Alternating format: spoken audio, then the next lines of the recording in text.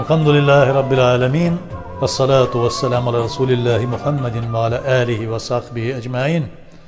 Ассаламу алейкум ва рахматуллахи ва баракатуху. Продолжаем цикл бесед о людях Ахли Сунны валь Джамаат, то есть о людей сунны и согласии. Вопрос такой, что такое иджтихад и как образовались мазхабы.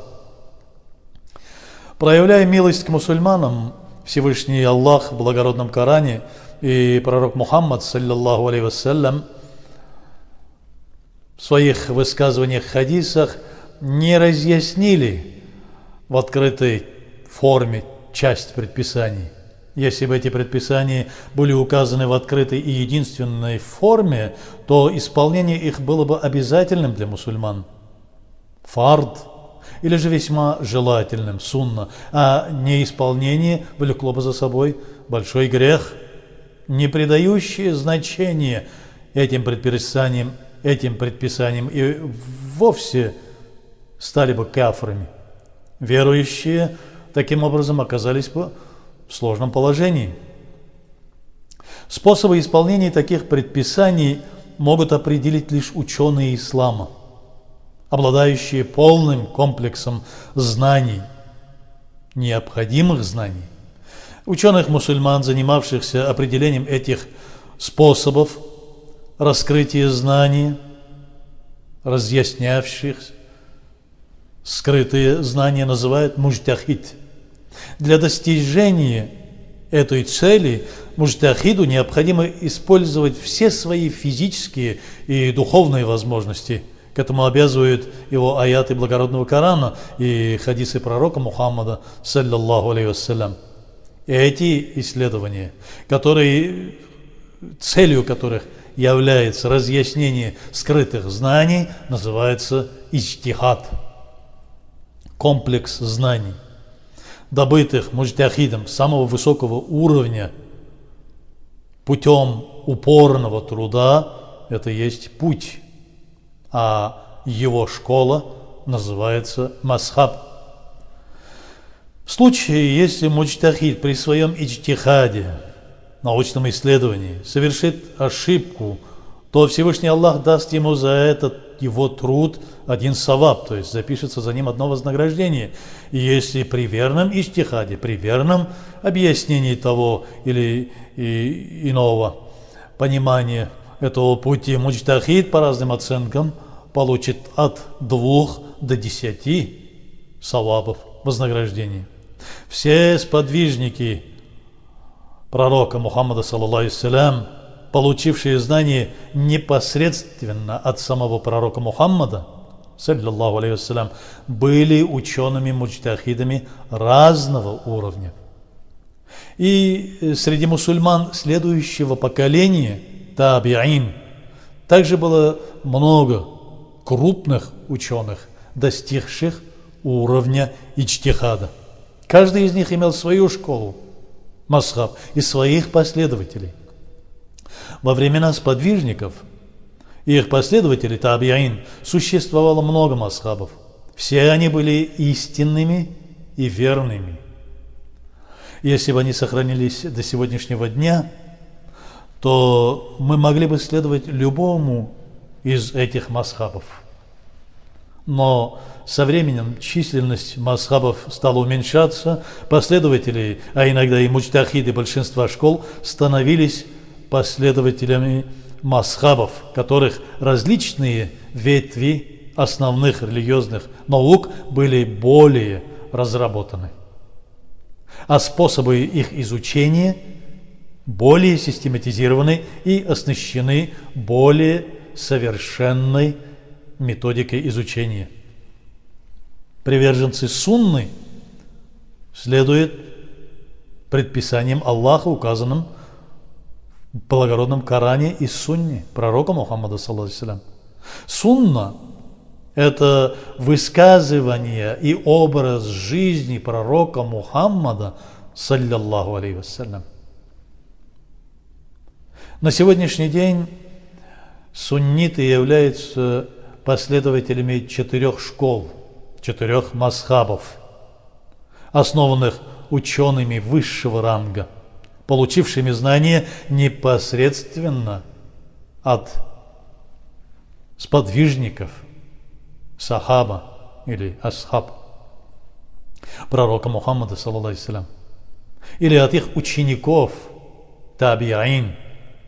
Основы веры у всех 4 мазхабов едины. Существует различие в способах поклонений, в толковании исламского права, в понимании некоторых малозначительных вопросов теории. Мазхаб ханафи или ханафитский мазхаб был основан имам Ахзамом Абу Ханифа ан-Нуман бин Сабит, который родился в 80-м году хиджри, то есть в 699 году по григорианскому календарю, и умер в 150 году хиджри, или же по григорианскому календарю в 767 году.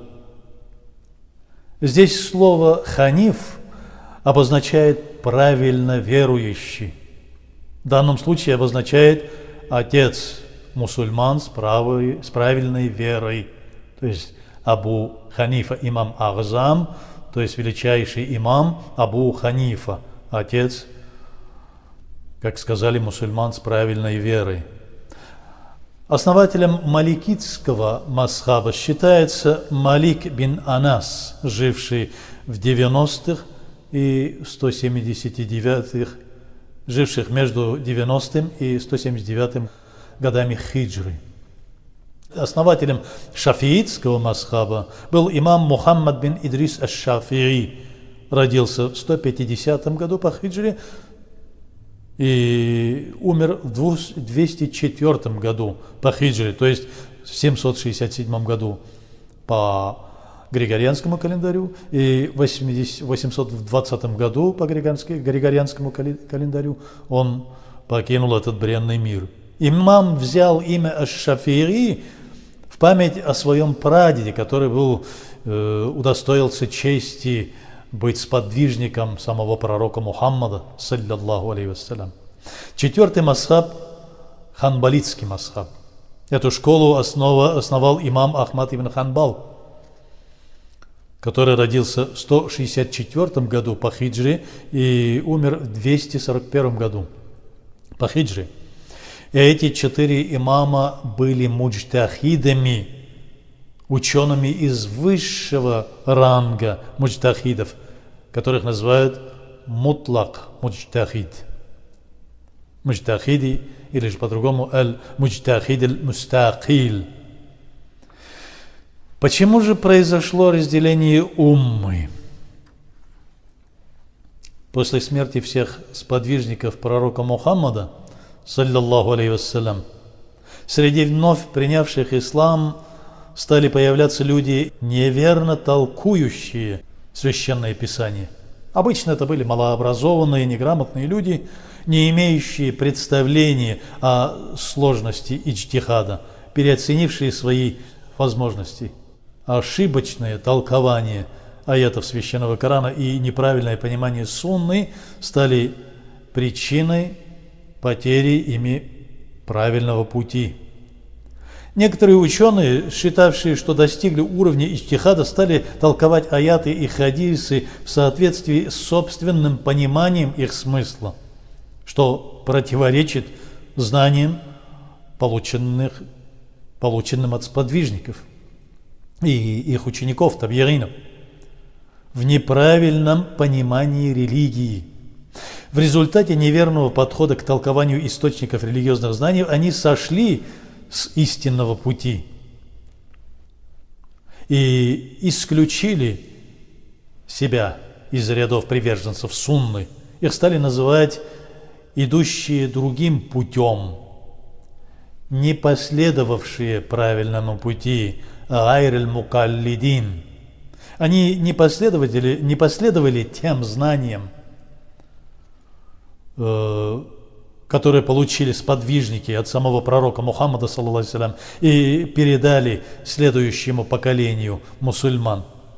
Группы людей, сбившихся с пути, не стали кафирами, но причинили очень много вреда распространению ислама. Даже гораздо большего вреда, чем неверующие люди. Между этими группировками постоянно шли междоусобные войны, часто перераставшие против обладателей сунны, против ахль сунны валь джамаат, приверженцев сунны. Поэтому, говоря об исламе, о мусульманах, нельзя смешивать общины, использующие в поклонениях недозволенные новшества, бид'ат, с суннитами, последователями вышеуказанных 4 мазхабов. Следуя богословско-правовым решениям одного из мазхабов, сунниты считают остальные 3 мазхаба также верными, истинными. Между мазхабами существуют очень прочные связи. И на уровне ученых, и в среде простых мусульман. Некоторые различия в понимании отдельных богословских вопросов и способов поклонения не мешают им с любовью относиться друг к другу, так как у них основы веры едины и путь у них один, един. На этой основе приверженцы сунны и согласия и объединяются. Что же может объединять?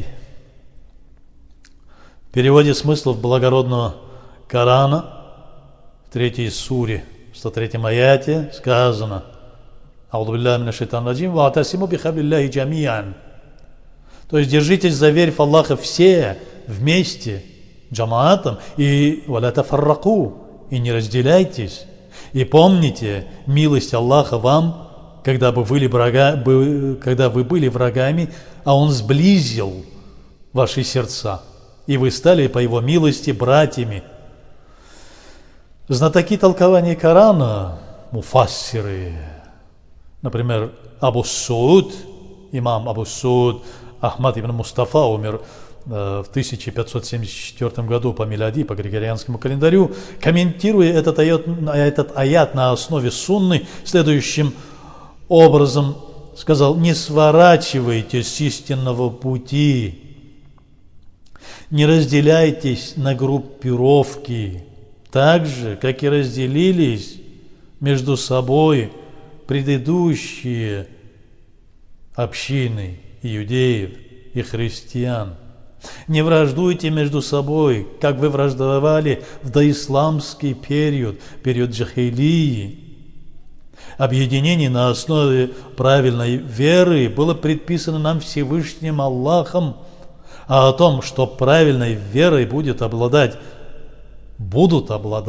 приверженцы сунны и согласия ахль-сунна валь-джамаат, было сообщено в многочисленных хадисах пророка Мухаммада, саллиллаху алейхи вассалям. Стало быть, и объединяться нужно только на основе школ этих 4 мазхабов, приверженцев сунны и согласия.